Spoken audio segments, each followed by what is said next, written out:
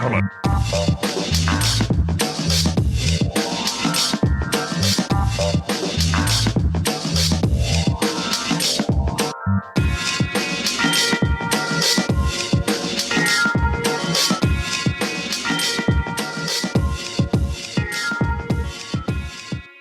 Because I've heard it. Well, this is the first time we have a special guest, which is our dog in the room. Hello, puppy. How you doing? She's just like... She's very sleepy. Yeah, she's had a big, long walk, and she's big, long, tired. Aww, little girl. Yeah, so... God, I love our dog. We haven't had a podcast like this in a while, so I'm going to open it up like we usually do. Welcome to the Arts and Eponymous Hippopotamus podcast. Welcome to the... Welcome to the Eponymous podcast. What does that mean? Oh, fuck. Welcome to the Polyamorous podcast. That's wrong direction, but I like it. Let's get down lower. You are crushing it. Yeah. Lower like the audio peaks on the microphone. Because we just meddled with the gain. Okay, let's start this whole thing over. Like we're like a Scooby-Doo villain. Yeah, they'll never get a good, clean recording. Damn it! I This way. gotten away with it. Old man Anderson, I'll make sure no one's ever heard again. It'd be funnier if he was like, I'll make sure no one's ever heard again. He just trails And Freddy's off. just like, can you repeat that? I can't hear you with the sound of my neckerchief. So, welcome to the Artist and the Economist podcast. It's been a long time since we've done one of these, so I'm just going to open it right up. How are you doing, man? Good. Real good. Liar. I'm doing well. Is that better? Does that make Yes. you happier to hear? Yes. I am super full because I went to breakfast this morning Oh, at Marco's. And What'd got you have? A little chicken fried steak action. jeez. I didn't finish it because it's a really hefty meal. Yeah. It's country gravy and fried chicken fat, like breast, so... Yeah. Pretty... No, it's... I have described food for you. Well, you described it wrong because it's a steak. Oh, well, it's like tenderized, pounded meat pulp, then chicken fried. You know, I really could do without you calling it meat pulp. It's not what it is. It's like a cube steak. A-hole. I like mine better. Yeah, of course. Because you can imagine it in your orange juice. Well, what? Can I get some meat pulp? I don't like the full. I like the feeling when I shake it in the bottle. Ugh. How do you feel? Thoughts on orange juice pulp? I can take it or leave it. Like, I always make an effort to, like, oh, I don't want the one with the pulp, but I never, care when it's actually there. That's fair. I cannot stand pulp. Really. I can't stand it. Isn't it, like, good for you? Like, it's got, like, fiber or something stupid in it? Everything's good for you. Except cancer. Chicken fried steak with Chicken fried cancer. Ugh, delicious. I hear if you're gonna get it, that's the way to go. Yeah. You might as well eat it off the plate. Oh, Invite it in your body. I don't understand at all how that would work. I like the idea of a restaurant having a tagline, invite it into your body. That would actually be pretty awesome. Oh, boy. Put it in your mouth. See where it goes. Oh my god. Can you think of a worse slogan for a restaurant? Like, Chili's, see what happens. It's like, That's the new tagline for Chipotle. this isn't like a zoo. I don't want to be amazed. Dude, it could be the greatest experience or the worst experience of your entire life. I'm down to try. That's a fun gamble. Discover the wonder of diseases running roughshod over your body. Oh, this is why I miss doing these podcasts. The free-flowing, amazing, shit. Yeah, and we don't have to get drunk to be funny. Well, you don't. Glug. I do. Breakfast cocktails, yes please. To be fair, I did have one breakfast cocktail. You fucking lush. Well, I'm not laughing. It's no laughing matter. you're smiling? No. Because I want one. Yeah, girl. Clink. Ah, plastic on metal now. Mm-hmm. Edit that out later. I'm doing well. All right, good. Breakfast was good. I'm super full. That's about all I got. It's been a solid week. Bam. Yeah, how you doing? Just trying to hang in there. Just doing the best I can, applying for all the jobs I can, because it wouldn't be the Arts and the Economist if one wasn't a starving artist. And the other was a fat and sassy economist with like a monocle. Comedian, should that be what my head is? Yeah. It's like a dude in a top hat and a monocle chomping on a cigar. I say, and then mine would be in the beret still, but would have like a smock draping over, so it'd be kind of like a paint drop cloth all around me. And I'd just be like, I'd be skin and bones, except look at me. I'm all muscle. Yeah, dude. Fucking... You just look like you're all bones. Like, just hard. If you take a xylophone... Oh, man. Did I ever show you the song The Only Time by Nine Inch Nails? Describe it to me. Well... Sing it for me. The only way to describe it for you is the one where it sounds like the xylophone cats. Yes, you told me about this, and you showed me the video, and it was crazy. Oh, it's classic. Oh my Meow, god. meow, meow, meow, meow, meow, meow.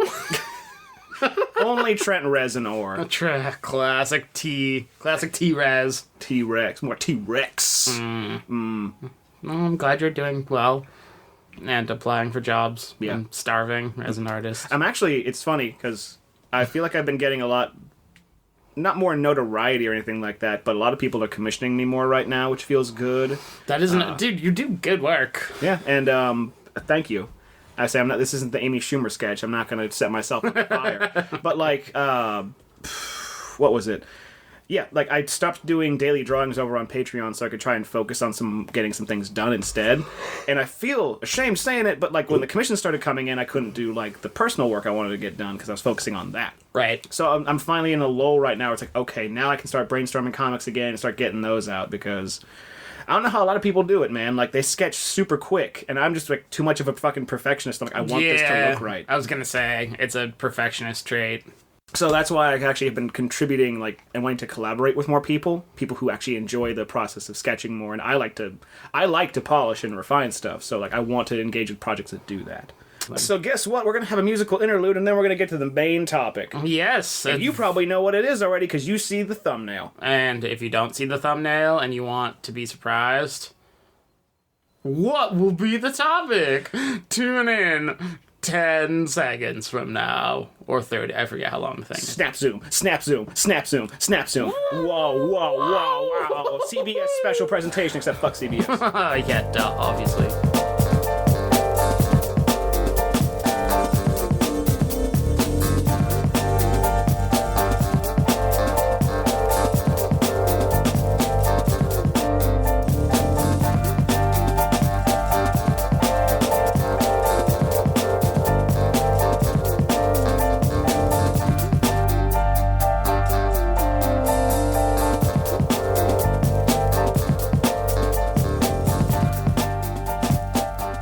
It's like fucking... Come on, man. So after a way long getting off track tangent there, we're finally back on track. And we're going to talk about your measure at hand. I'm going to let this off the tracks. It's running shroud all over you. So Sexy Cetos is very... actually poignant for it because I've announced actually a little bit ago in a journal post through Patreon and other places that Bro Level is unfortunately coming to an end. Yep, it's canceled. Our network bosses, like, creative differences. Goddamn CBS. Cracking down. Unbelievable. It's budget cuts. Fuck you, Viacom. It's ridiculous. Yeah, what are you gonna do? Well, like, I don't know. I say we set up a GoFundMe. Yeah. Try and get support for a movie. Next Bro Level. Bro Next Level. Something. Well, and I like that, like, a movie would be, what, like, 90 minutes? And we have a couple episodes that are close to that anyway. It would be the Viva Pinata episode on a big screen. It'd be awesome. Yeah, pretty much. It would also have more explosions, because we need more of those. Mm-hmm. But anyway, yeah, this is a decision that I kind of came to, and you do whatever the fuck I say, so you just kind of have to deal with it. Sure. I did it mainly... We did it. I have to start saying that. Yeah, I don't know. It's cool. Way to have me along for the ride of your life. So, we did it because I, myself, wanted to focus more on actually, like, fully produced YouTube content. Did you? Did you? And you yourself have a full schedule and could not really assist me with editing or doing anything like that. No, not really. Well, and, like, even if I wanted to, the sharing of editorial duties is hard. Yeah. because, like, literally, file sizes are just, like, they're too big. Yeah. And, like, you can't Dropbox. No, you can't. Like, 2 gigs episode. 2 gigs of, like, episode data. It has to be, like, flash drived, and we live in different places, and, like... Yeah. I was way slower at it. Like, I did a couple. Yeah. I did a couple of the Road Rashes and the Jet Grind Radios, and a couple of the Tecmo Bowls. Yeah. And, like, I started to get a feel for it, but, like, it's a tedious process. And for me, it was, like, a way longer process because I was so inexperienced at it. So, like, I totally get it. Yeah, and so the more I thought about it, the more I actually wanted to make... I couldn't devote enough time to making something that would be really, really cool. Right. Because there are some episodes that are like... I know it's a Let's Play thing, to kind of just let the gameplay speak for itself and the comedy and the banter speak for itself, but there are some episodes of our show that I just watch and I'm just like, this is boring to me. Yeah.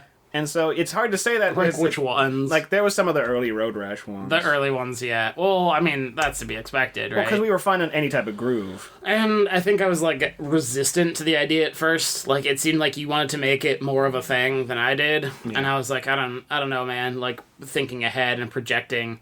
And so, like, I feel like there's definitely, like, an uncomfortability. Yeah. To some extent.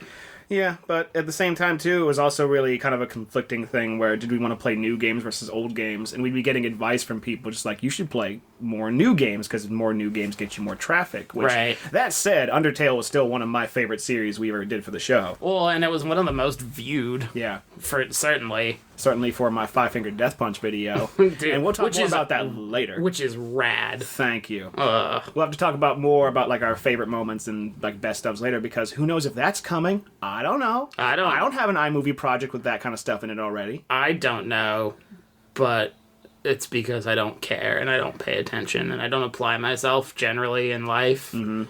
So, like, ultimately, it'll probably be something where, like, I die and my tombstone read something like, here lies your potential. Damn. Just dead. I like the idea of an epitaph being like a fuck you to somebody. Or to yourself. Dude, yeah. It's perfect.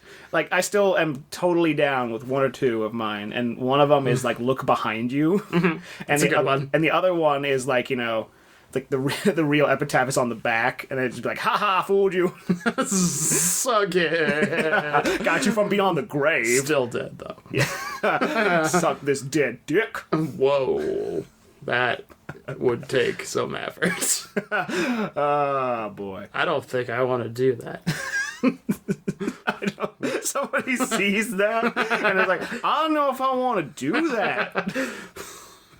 Well, as you know, if you don't listen to what's inscribed on a tombstone, you are cursed by the spirit. Yeah, exactly. It's like that Key and Peele sketch. Like, I'm just gonna haunt you now, right? Fuck. Oh man, being a ghost. Remember when we did our spooky monster draft? Right. I loved that. I'm still angry that you got ghosts.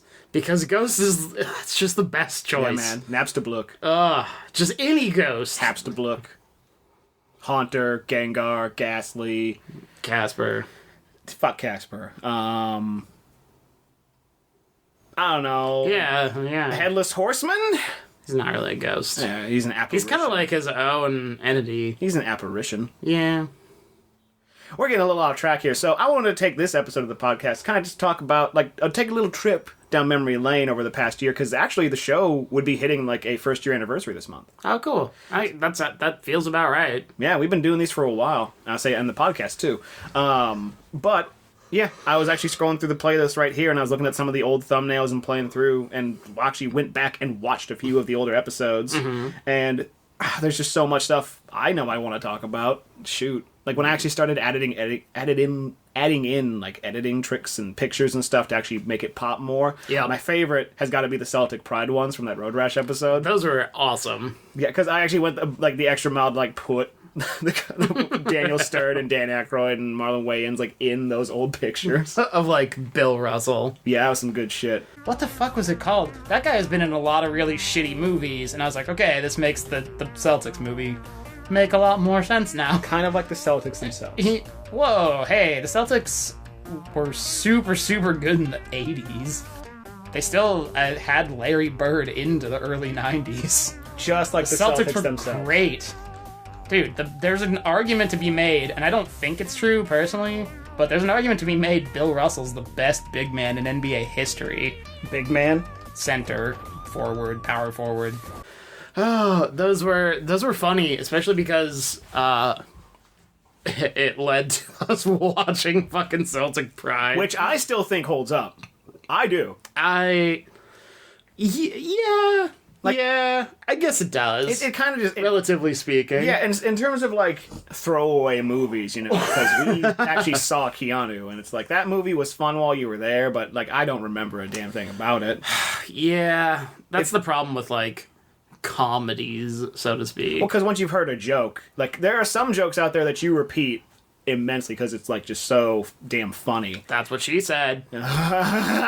But with Keanu... It was just an experience. You were there, you saw it, you were laughing while you were there, but when you walked out of the theater, it's just all like, okay, I'm done. That's what she said. You experienced it, but when you walked out of the theater from, you know, her putting her hand on your popcorn penis. Popcorn penis? She said, oh, God. She said it was pretty not memorable. She was there you go. Memorable. Not unmemorable. So I think we should just go back and forth. Like, any special moments from the bro level that you want to talk about? I mean, I feel like my favorite early memory... Well, let me back up. Playing video games with you is fun, period. All right. Right? Cool. Like, that's the bro level truth right there. It's just fun. Well, and, like, in a weird way, it got me back interested in playing video games, which, like, I'm still not necessarily. But when we started it, and I think a big part of my, like, hesitation... Like, I don't care a ton about modern video games. Like, it took me forever to even get an Xbox One. Yeah. And, like... It takes a lot of people a long time. Some of them don't even have it.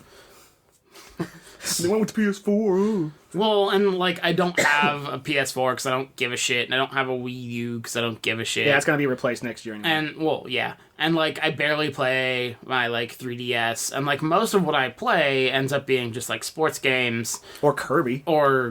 Because there's a new Kirby game coming out. Is there? Yeah, man. Cool. I got to show you some stuff, because he got ride armor in that game, like, from Mega Man X. Wow. It's awesome. Weird. I gotta show you some shit. But anyway, yeah. Anyway, like early on, I was like, all right, like it's cool to sit down and play Road Rash. Yeah. Like, period. Like, it's just, it's a fun game and it's a fun experience and like a bunch of crazy shit happens. And I think we usually tried to pick things that would translate into like enjoyable content to watch or to experience, but also something we could add to. Yeah, right. And like, so not only, you know, I feel like I'm with you. I feel like it started a little like slow or it was boring or whatever, because like I don't give a shit about like Sonic Lost World necessarily, and I still don't. You like, made that abundantly clear. That game's boring as fuck to me. But like Unleashed I loved. Yeah, like, so in a weird way it was about experiences. With my first like really positive memories are the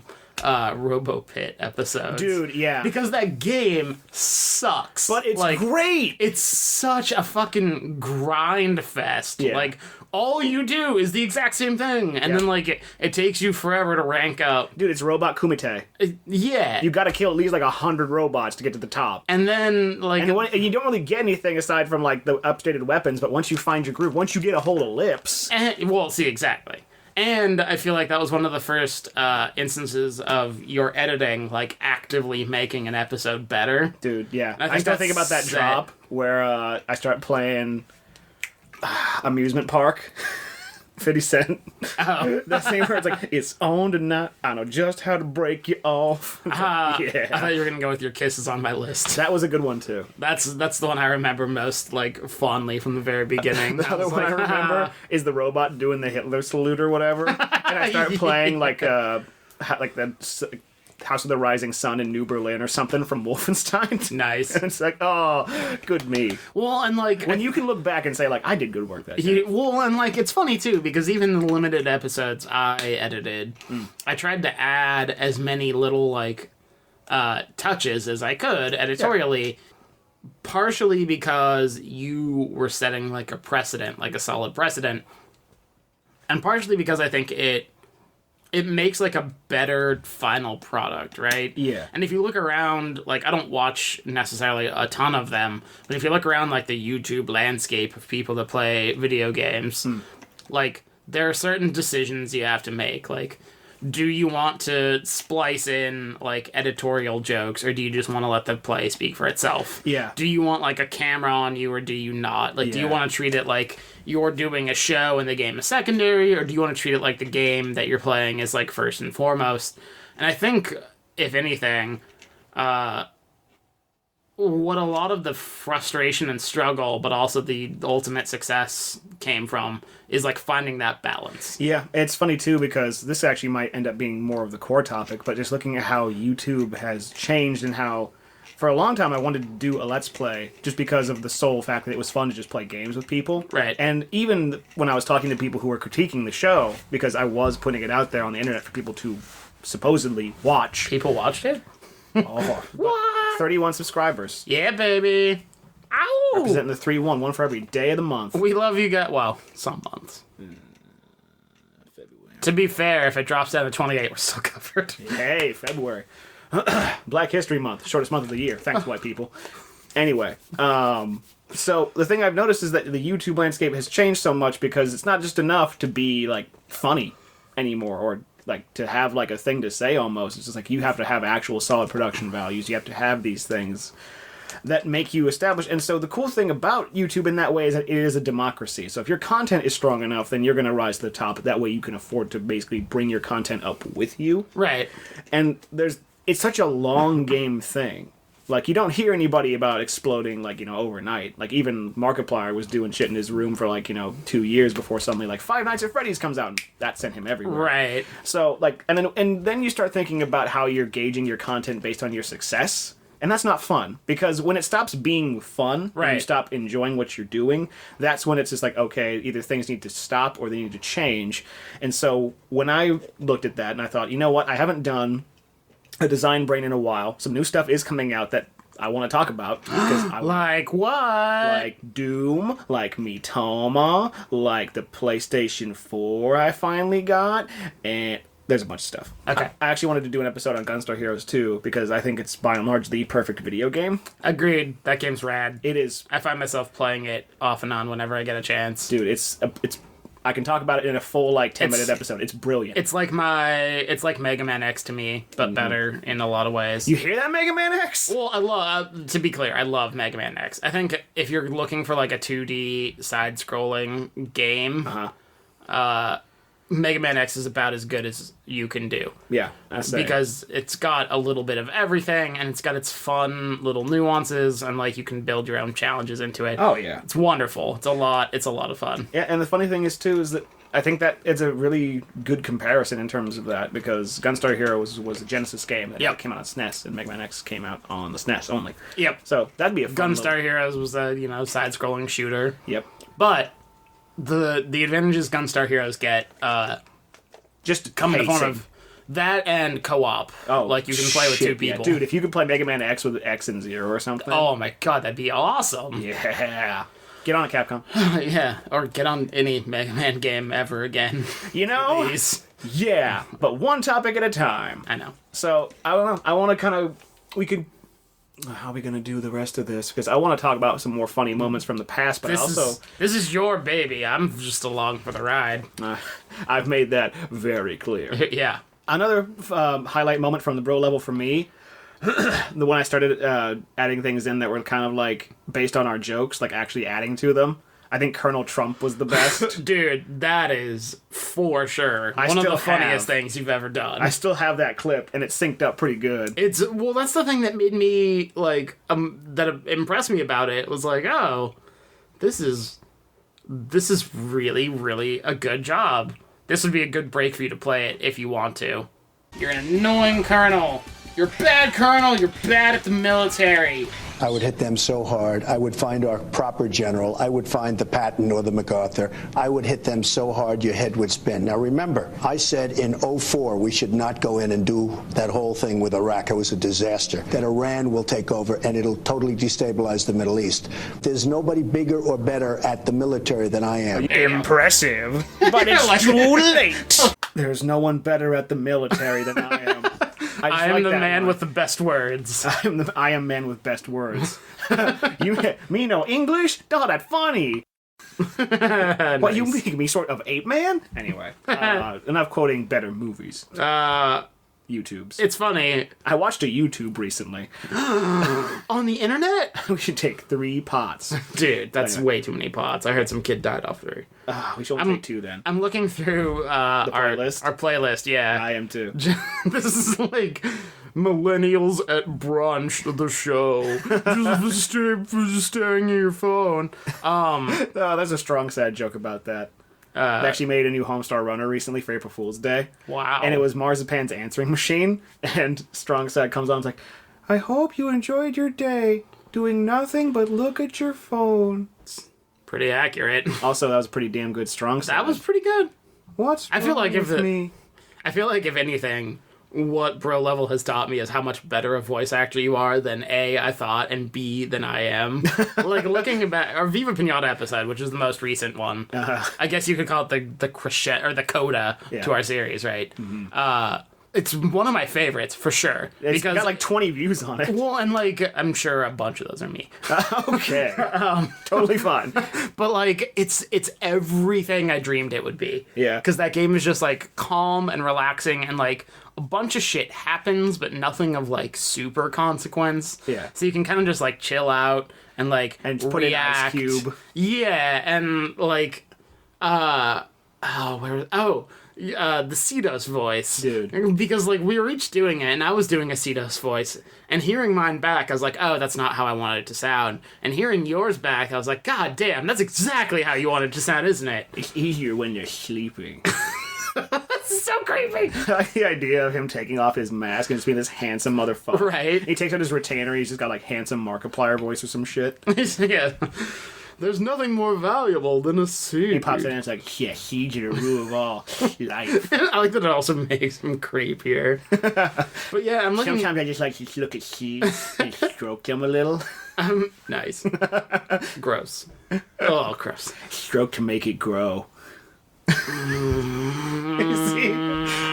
I'm deeply uncomfortable. I'm talented. I feel like I should report this to the police. Hire me, I'm talented. You want someone on your next voicemail? You know how to call. Dial 503-696-9696. 50555. The rapist. Yeah, I know. It's supposed to say therapist. That's too many numbers. Just call the number. Just call it.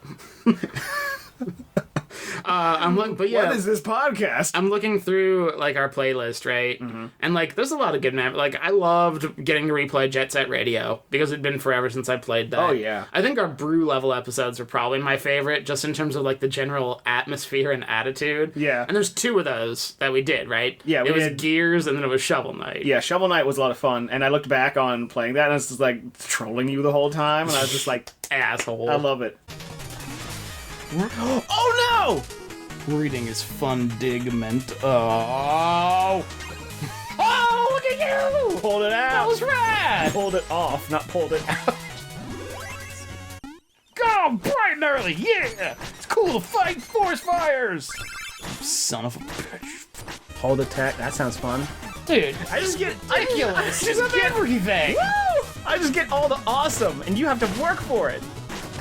Go die in the bomb. You stupid asshole. God, I hate you. No, what are you? Come on! Fucking. Yeah, how does that feel? Edit that, bitch. Viewers. Hey, man. You're my brother. I love you. I'm sorry, okay? Yeah, but I don't know, man. It's. You know what we gotta do now? No, The episode's over. We gotta finish it with a bro fist. That was poorly placed. Especially because we actually went back to play it again later, and I had more unlocked stuff, and all I would do is just barf all the time. Because that game's so much easier with the amiibo Shovel Knight. I love it. The game needs to be friggin' like easier at some points, because like that one level where you're like, that's actually something I wanted to talk about. I was mixing this week's Infamous episode, and it was like the neon strobe episode, Right. where everything just glows and gets bright and stuff, and it starts to fade out the world. I'm like, okay, here's the thing. Technical achievements are great. I like how it reflects like a camera, so it's like it has to focus and stuff. But if I'm playing a game, Yep. I want to be able to see. Yep. So, when you are designing gameplay challenges, Shovel Knight's example of it, with the Plague Knight level where everything goes dark and you can't see, it's like, that's not challenge. That's I think not you challenging. mentioned that, like, in the episode I or did, something. and I want to keep saying it because it's stupid. It's like, you don't make... It's like, okay, if there was a Mario game where it's like, okay, he can't jump and he can't avoid enemies. Great. How's your view right now? Huh? How's your view? It just, I mean, you're just on such a high horse. I figure the view must be amazing. I was waiting for you to just hit me. Boom! The reason they call it punchline is because I fucking nailed that one. At the same time, like those Ray guys- raises with an elevator. I say, at the same time, those guys are out making games that they've always dreamed of making, and I'm sitting here in a room talking about how I don't like that one level they made in that game. They made it was spectacular that everyone seems to fucking love, so who knows? Yeah. Maybe I'm compensating for something. Yeah, I'm gonna go ahead and guess small Ego. success. Both. I'm so humble. I'm gonna do that twice now. Oh, that song's amazing. I can't wait to see that movie. Yeah. It just looks like a pop Spinal Tap. Alright, so I'm gonna drop this one final thought on you. Favorite episode we did. Viva Pinata is up there for sure. Oh, yeah. It was a ton of... I liked the long ones, you know, where you really get to settle into a groove and it's less meant to be episodic, where it's like, okay, next time on pro level, here's a 10-minute interval, like, force a stopping point. So, Viva Pinata's up there. As far as most, like, consistently fun, though, I'm gonna have to say Tecmo Bowl. Tecmo Bowl was Because the always Tecmo good. Bowl, the Monday Night Football... Monday Night Foot Bro. Foot Bros... before your shit stopped working, your console, Nintendo, that's the one. Yeah, the one that plays Nintendo The one that games? plays That one. The one that plays those square discs. Discs. You should get the zip drive, man. All the memory of a CD, all the floppy. Dude, Fuck. so much memory. Fuck. But like, I loved that every week, like, we knew what was coming. Right. And it was weirdly competitive because every other week it'd be some bullshit matchup where it's like, okay, you gotta be the Lions with Barry Sanders, and I gotta be the Patriots with fucking no one. Steve Grogan at quarterback. Fucking garbage team for garbage people. And like, the Patriots were awful in that game. They're like almost literally the worst team. I know, it's great to see. Oh, it's so funny. But like, I don't know, I liked those a lot. I think my favorite episode, and I don't want to include the whole series, I just want to actually figure out what episode it was, but the Undertale episode where I was actually like playing a little bit beforehand when we were in Hotland, Yeah. that one's my favorite. The We meet Undertale's... Sundar playing, the episode where we meet Sundar playing for the first time, Yeah. and I spliced in those extra sound effects. Dude, that was rad. See, that's a great example of editing adding value to an episode. Because like when you told me about it, I knew it was gonna be funny, and it was funny. Oh, but it's I was amazing. Just like, I had to do more.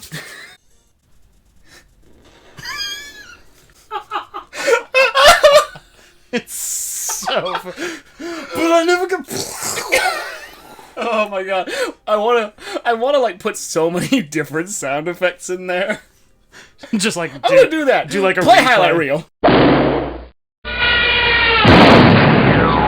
Oh man. It's so out of place, right? Because Yeah, like exactly. the entire point of a genocide playthrough Is to make death not feel funny. and it's to make you feel like a shitty person. Yeah. And Cinder Blade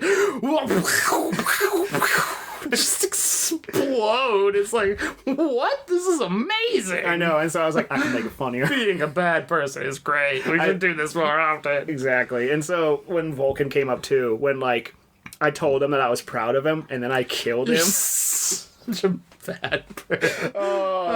So fun. We did the same heavily. We did the same thing to Shiren. That's true. Let's sing. She's got eyes on the... Stabbed you. Look how you die. I was actually pushing from the beginning because I knew we were going to do the genocide playthrough. We couldn't do all of them, but there are betrayal kills in that game. Right. Toriel's is probably the easiest one but then again you can't do that because you kill her in one hit anyway. Right. But seriously, like fucking Undyne's is like, whoa. Dude, Muffets gets me too. Yeah, where she like lets you go. It's like die. Yep. And the fact that she has no money. Yeah. So she's like trying to raise. She's got a spider bake sale going, trying to get the spiders out, but she has no money. So she has to like. So she like actually is doing it, and when you kill her, you get no gold for it. Ugh, kills me. And her. What a fun game. Kills me and that bitch. See, and that's interesting to me because like I mean, we did a whole draft about it. Yeah. So it's not like a surprise. I love Undertale. Yeah. It is a masterpiece of a game. I've played through it at least about 10 times. I have the tainted ending now. You can undo that. Yeah, you just have to go into like your system files. Whatever. Anyway, it's a great, wonderful game. I feel like my experience with our playthrough was lesser because I'd already done a genocide route a couple times. Sure. And like I think that I hate to call it magic because I don't think that's the right term. Sure. But like it wears off, you know? Oh, yeah. Like, the first time I did it, I was like, ugh, I feel like a real piece of shit. I feel like a terrible person. I'm killing everything I love. Uh-huh. This feels like Spec Ops The Line, but worse, because it's all voluntary. And I know I don't have to play it like this. Yeah. Like, I could just turn it off and reset and start over and make friends with everyone, especially Papyrus, because Papyrus is my hero. I love Papyrus dearly. Mm-hmm. And instead, I'm just out there stabbing shit. And when we did it, I put on a very, like, cavalier, like, well, everything's gonna die attitude. Yeah. Because, like, it stopped affecting me. Dude, it's funny how immediately it affected me, then I thought, okay, cool, we're doing this. Look at me, look at his skills.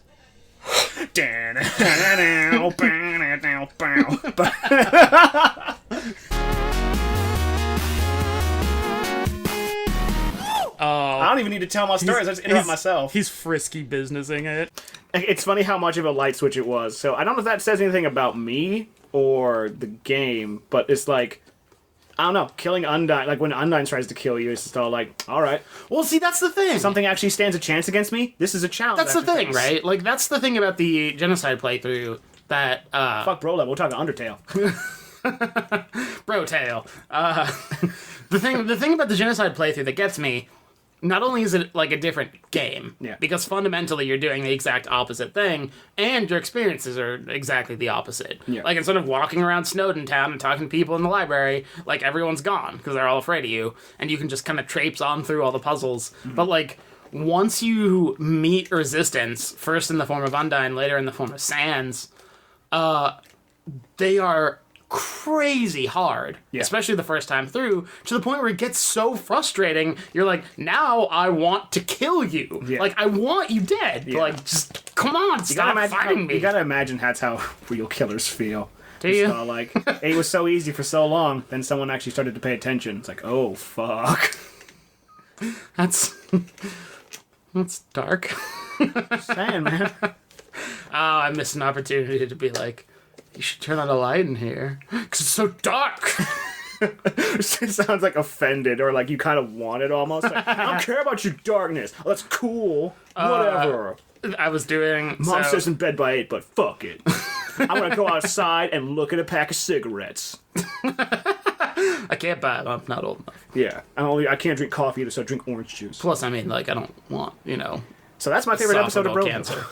So that's why I want my favorite episode of Bro Level. That's a good choice. I say if we want to do like second best ones, Mega Bomberman episode 2. I was thinking about Bomberman just as like an experience. Well, first of all, Bomberman has the wonderful perk of being timeless. Oh yeah. Like, the gameplay is timeless. If they've made the same game for like 30 years. Well, and like that's both the blessing and the curse, right? Yeah. Is we can plug in Mega Bomberman and start playing multiplayer, and it's familiar and it's immediate, and we grasp it, and like it's happening. Yep. And it's always the same, and it's always fun. Mm-hmm. It's not like you need to update your rosters like in a sports game. Yeah, you don't like. It's not like the mechanics would benefit from like new technology. It's like a Mario game. Like, you don't need a tutorial on how to play a Mario game. You jump and you right. And that one in particular, goddamn, fucking high speed round, dude, that we both didn't know was coming. Yeah, I was actually surprised because I was like, okay, the smiling ones look fun. Oh god! And then that was the first time I actually spliced in. Like, that was the first time I actually experimented, like adding things in to punctuate things in episodes with the little kangaroo jittering back and on forth. the floor. Lady, shake that ass. And Classic. However, I will have to point this one out because this was a Jet Set Radio episode, 321 Bro. Mm-hmm. There was a part where you were racing Yo-Yo, and then like you did like a Japanese guy's voice, and like these are the way I could sum up this entire series is those little touches, Subtleties. yeah, and like the things that you add in that like are just there enough to be like personality. Just like bam, put it in. Right. And that was the one where I had like the kabuki face, and I had the woodblock tick. After you said that in that voice, it's like a triage of samurai, just like don't race Yo-Yo, and then I did that little face with the tick, and I just thought perfect. That's funny because And like the Morty shaking in the next episode. with my terrible Morty voice. Yeah.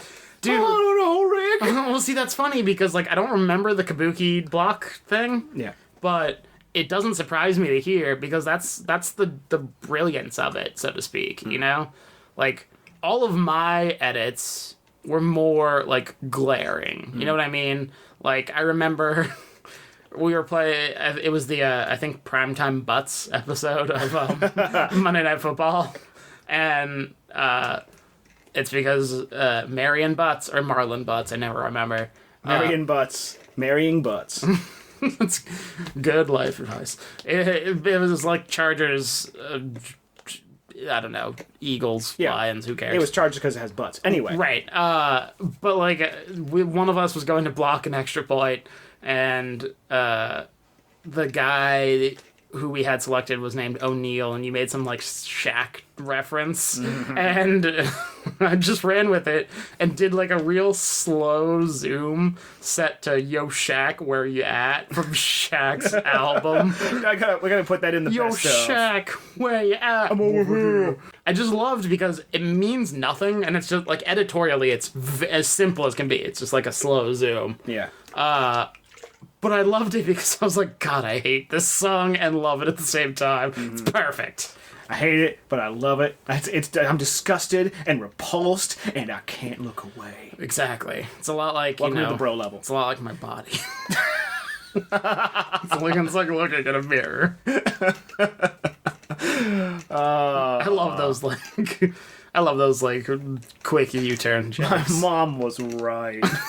That's my favorite one. That was also from the Jet Set Radio episode of how to pick up girls in a bar. Yeah, just like get all nervous and insecure. It's like, would it be gross if like maybe like a guy like you missed your purse or something, and somebody like came up and said like, "Oh, I found your purse," like heroically. By the way, here's your purse. It's so well. It's because it's Knock ground. the English out of you. Oh, I caramba! Soccer blues. Karo Taco Bell, what? God, never mind. Did we ever talk about that on the show? What? That my least favorite example of people pretending, quote unquote, they know Spanish is like, "Donde está la biblioteca?" Yeah. Which of course means where's the library. But like, if you don't know Spanish, why the fuck would you look for a building full of books you can't read? Like, what a dumb question. That's very true. It doesn't make any sense. I never thought about that. I'd just be like, ¿Dónde está the bar? Where is the bar? Yo quiero cervezas, and possibly tequila. I say, And then they'll get it. I was talking to somebody who is Hispanic, Spanish, Mexican, and I'm trying to find the right word because there's so damn many. Anyway, so Mexish. McMexican. Only Irish Mexican people. Anyway, so she Suarez. she posted something that had Spanish in it, and I wanted a translation, and she was like, "Well, just learn Spanish." And then I'm like, "Hola, Pimsler, est me." Nice. I thought that was funny. me. And she replied to that just like, "Fucking A." I also like that est is French. They're all the same, really. Well, to be fair, French and Spanish do have a lot of cognates. To the point where when I was in college, after taking 4 years of high school Spanish, because I'm a brilliant genius who... Speaks French and Spanish. Well, neither of those are true, but let's keep rolling with it because it sounds good for me. Uh-huh. My friend was taking French in college, and she gave me one of her, like, papers that she had to read and, like, write an essay response to in French. Sure. And I was like, oh, cool. So it's, like, song lyrics from MC Solar or whatever. I don't remember exactly. who it was, but like I was reading through it and I was like, oh, a lot of these words look familiar because I took so much Spanish and there's so many cognates between those two languages. It's kind of cool. Pretty sweet. I learned something today. Right? If I want to learn French and Spanish, I just got to learn one. That's not entirely true. I just got to learn one. You know what? That's true. Es la verdad. Don't speak French to me. I didn't.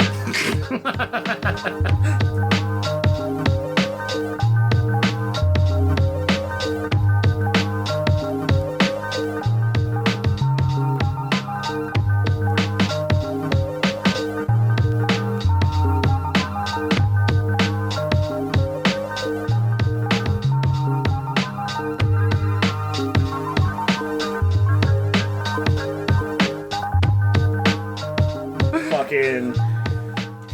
What? What's Nicolas Cage? There we go. Anyway. That's the one. So we're going to start off. Let's sum this all up in a nice little pretty package right now. I'm not just talking about my well-groomed... Okay, let's start over one more time.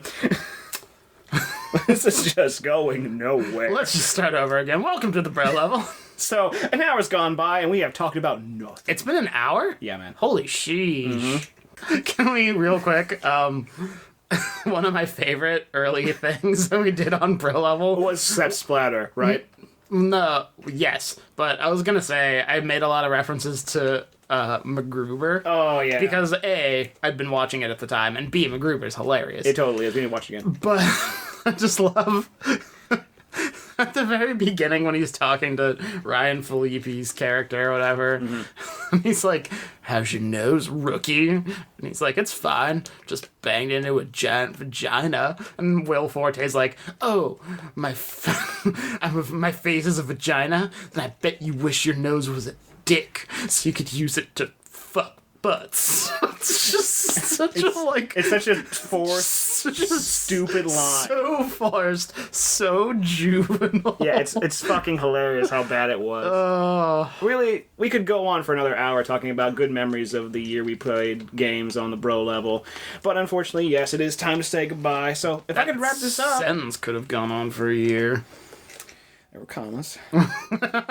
So, yeah, if I could wrap this up in all one thing, it was a really great experience. It was a whole lot of fun. And the cool thing is that Bro Level as a weekly, like a bi-weekly show is going away. Right. But who's to say we won't do a podcast episode where we just pop in Fight Night Round 3?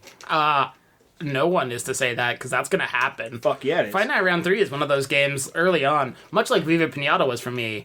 Fight Night Round 3 is one of the first things that came to mind. Yeah, when we started playing games and recording them, because, God, Fight Night Round 3 is the funniest fucking game. It's the funniest and it makes game. Great, visual entertainment. It's so perfect in, like, the way it was made and how fun it is to play and how weird it can be. Because it was the first, it was a launch title for the Xbox. Mm-hmm. We can talk about that when we're actually playing it, but yeah, that's coming soon. And it's full of so many weird little foibles and dated references. Dude, the fact that you could have the Burger King as your coach, unbelievable. That shit. And the thing that improved was your heart rating. This is fucking dumb. It's so Burger King's not good for your heart. Oh man. So I guess the one question I would really have is, are you gonna miss it? Yeah, I would say so. To be fair, I'm not gonna miss it in terms of if I want to come play games with you, I can always do it. Yeah. But I don't know, there's something cool about seeing shit go up and having people. The first time he said we got a couple comments on our video, I was like, why? Damn. And then as I thought about it, I was like, that's cool, you know? Yeah. And even though going into it, I had no delusions whatsoever about how popular it would become, which is good, because not to take anything away from you 31 subscribers, but that's not a very popular number. Yeah, I mean that doesn't imply it's a very popular show, but just the idea that the one comment was how do you guys not have more subscribers? And I was like, that's really cool. Yeah. Of someone to take time out to say.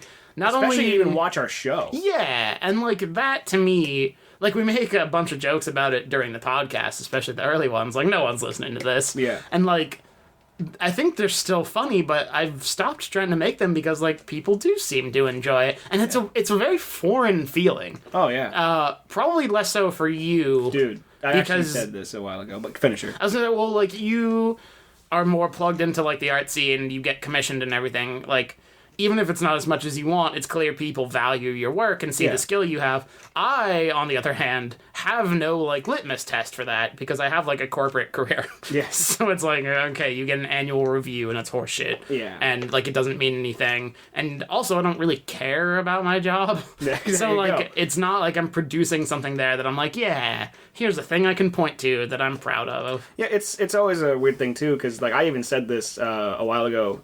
It was one of those Tumblr asks again, where like just put in a letter and I'll ask me a question, right? X. I don't know what X was. I think it was sexual fantasy, but anyway, it should have been lick you from your head to your toes. and I wanna. Real quick before you finish your thought, Uh-huh. and keep it in mind. Like, don't lose it because I'm totally interrupting you. My favorite thing, my buddy Jake and I, we that song "What's Your Fantasy" by Ludacris. What's your fantasy? The first line in the first like verse is, "I want to get you in the Georgia Dome on the 50-yard line where the Dirty Birds kick for 3."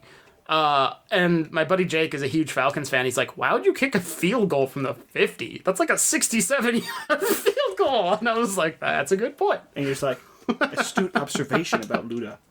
But anyway, so that is true. That's a fucking Stupid. It's terrible. Like, unfathomable. well, who do you That's a think you punt. fucking have? Sebastian Janikowski? I say fucking punt for 3.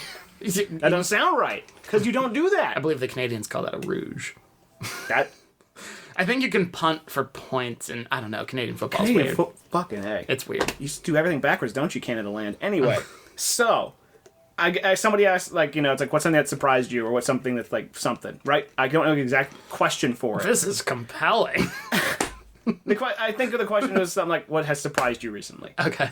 And I said, like, legitimately, it's like, it's weird when I post something or comment on something and people reply to it and share it and want people to see what I've done. Right. Because even when I was, like, I used to be Lifeseeker XL and I was on, like, DeviantArt for, like, 10 years and I would draw things like Sonic fan art and all these things. And I would get, like, people saying, like, oh, nice, and they favored it and stuff. But I'm really legitimately just not used to people caring about what I make. And it's a weird transition because it goes against like every instinct of humility in a way, right? Sure. Like the humble person says, "Oh, I'm just a humble artist. I'm just here doing my thing. Yeah. It's okay. There's a ton of people better than me."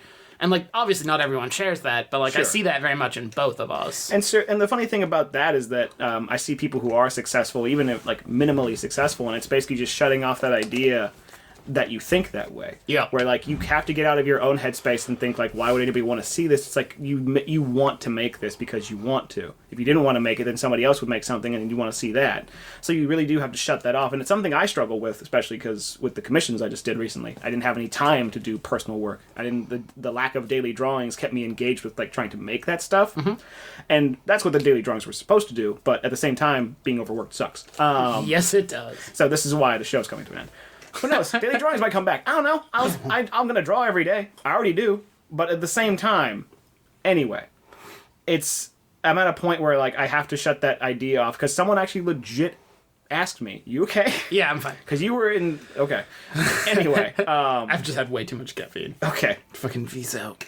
So, someone on Meetomo of all places was like, "Hey, when's the next few pages of your comic you're going to do?" And I was like, I don't know. You're like, You couldn't see my jutting eye motions in the podcast, but like I literally was just taken aback. Like, people care about that, right. And that put me in this whole headspace. It's like I don't want to let people down and stuff, and that started putting some pressure on me. But it's like, no, dude, just make what you want to make. Well, it's like the Stella with the novel. Yeah. And Janine Garofalo's character's like, your first book is a hit, and then you sign a contract for the second, and you've already cashed the advance, and art is not a commodity to be produced on a deadline. I am not a machine. I am not a machine. Yeah, and then she steals their book. And the thing that's interesting about that is that I see the people who do get stuff out every day, and part of it is getting out of that headspace. It's like, yes, you're not a machine, but you're here because you want to be.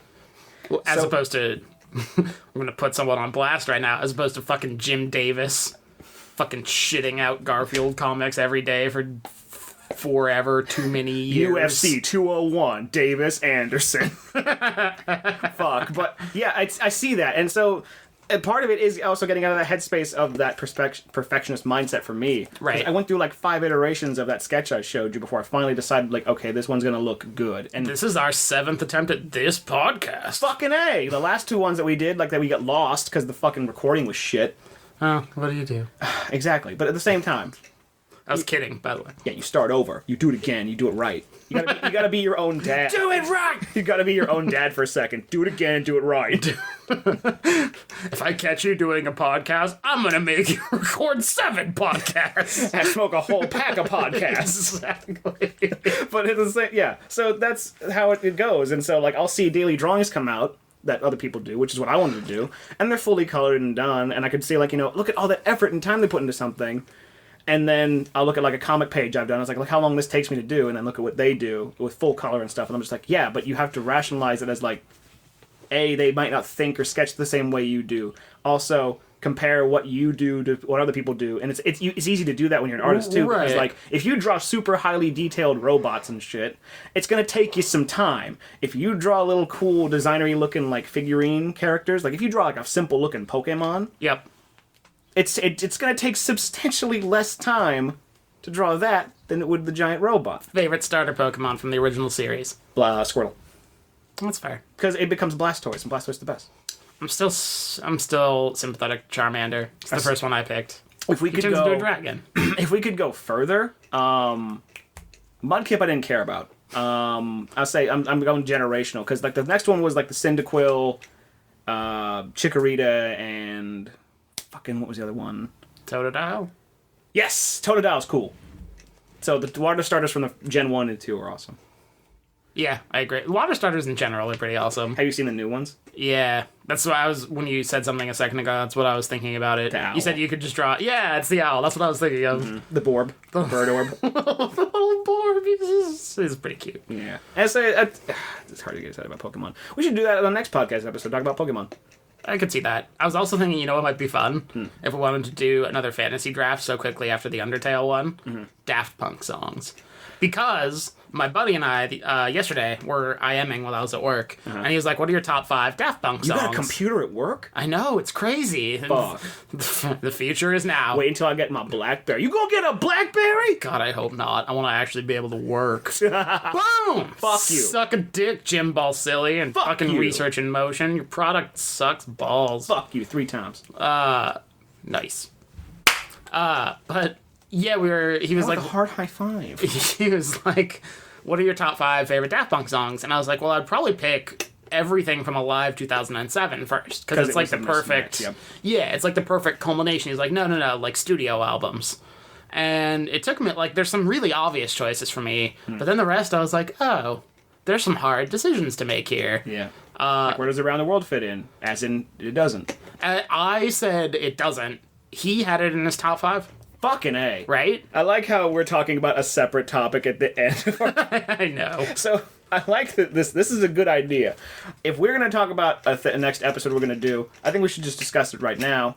Let's do like a send off to bro level where we actually play Fight Night Round 3 All right. and chat about it. And we can do it one of 2 ways. We can discuss about that. Guys, for all of us here, the 2 of us, thank you for choosing bro level. And it was a blast to do and it was a lot of fun.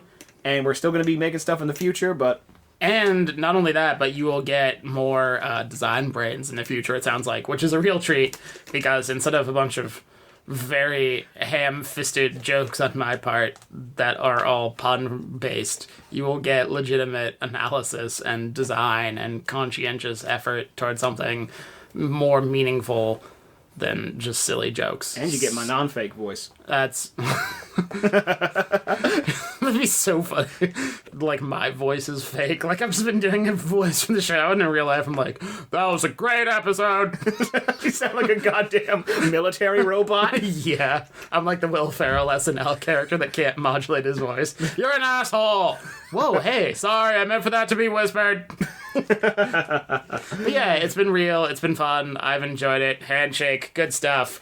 Bro level, always be bros. Always be bros. Yeah. Always be bros. Bros, chest bump, flex.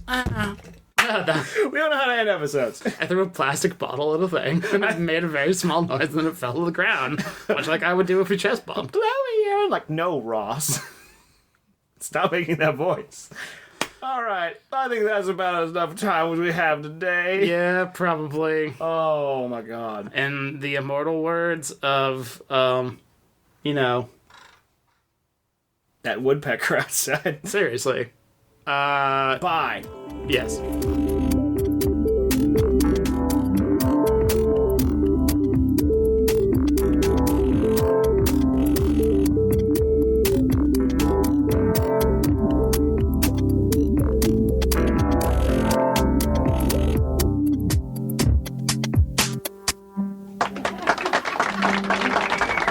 Punks thought they were dealing with amateurs.